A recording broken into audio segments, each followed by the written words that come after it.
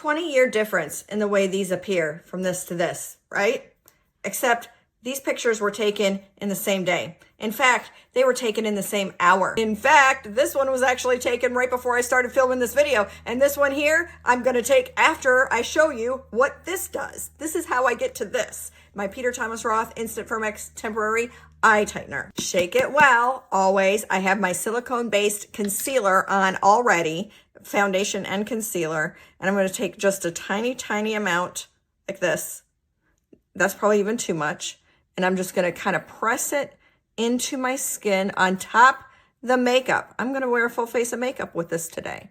So I'm just pressing it in, and then I take a dry finger and I dab off the excess because I did feel like I had too much.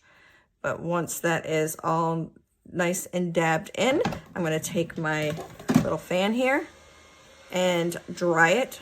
You don't have to use a fan, I just do it to speed up the video. And we'll see the magic happen, and those wrinkles disappear in real time. No cuts, and it does last me all day until I wash it off.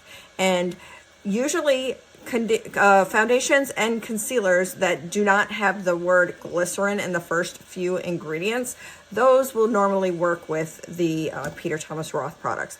Anything else might not react with it right, might cause like the white residue and stuff. So you got to make sure you're using the right kind of makeup. So look at that. Bam. Already. Look at that. I took 20 years off of this eye in like 30 seconds. Usually it takes like it says 3 to 7 minutes to dry, fully dry on the tube, but I can get it to dry quick because you're using the smallest, thinnest layer possible. Look a little closer. Look at this difference. No caking, no white residue, wrinkles gone. I went ahead and did the other side so I can take the picture that I'm going to be putting at the beginning of this video that you've already seen.